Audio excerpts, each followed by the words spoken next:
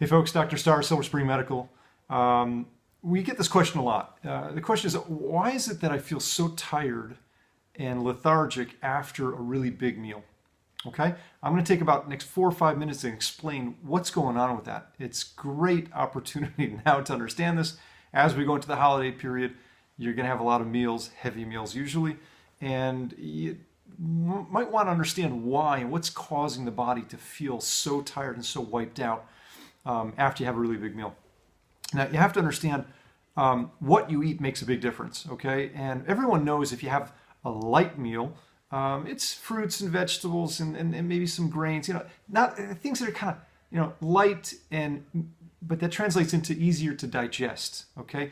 And so how do you feel after a big meal?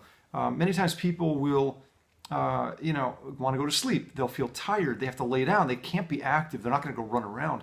And so there's a big difference and a very big impact on what we eat and how it affects us. And if you're eating a meal that's super, heavy, and what that translates into is being very high in fat and very high in protein. All right, the foods that are high in carbohydrates, and again, fruits and vegetables are probably anywhere from 80 to 90% or more carbohydrate, depending on which it is, whether it's a fruit or a vegetable. And those are very easy to digest. Everyone knows that. If you eat a piece of fruit, it doesn't stay in your stomach very long because it's not complex. It doesn't have to take a long time to get broken down by the stomach acids. It doesn't have to go through a very complex and difficult, laborious or high energy consuming process to convert it into the blood sugar that we need to use for fuel. If it starts out as sugar, then it gets to our cells very quickly. If it starts out as fat and protein, the body has to work very hard at breaking that down. You have to understand. But the association is that it has to be substantial, heavy. It has to be something that's, can stick to your bones, right? Or stick to your ribs, or whatever the saying is.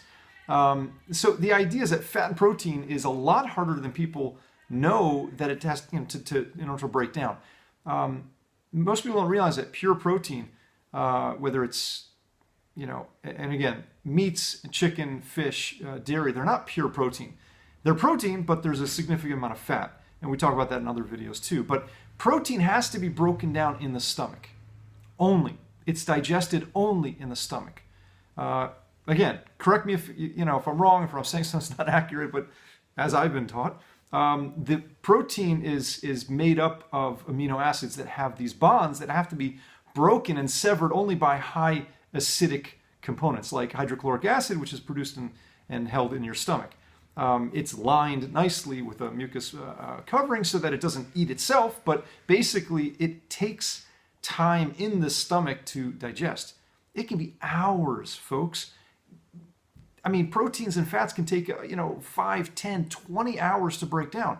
And yes, that big steak that you ate in your stomach, that's sitting in your stomach, is still there hours later, and that's one of the reasons why you feel really tired.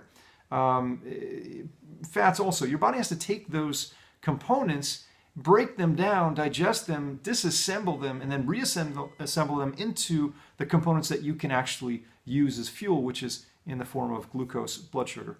So for those of you who are low carbers, which means high fat, you're not really benefiting the body so much, because instead of giving it really easy to digest light food, you're giving it something super hard, and it will break that down, but it takes a lot of energy and it takes a lot of labor. So the higher the fat and the protein, the more labor intensive it is to break those things down.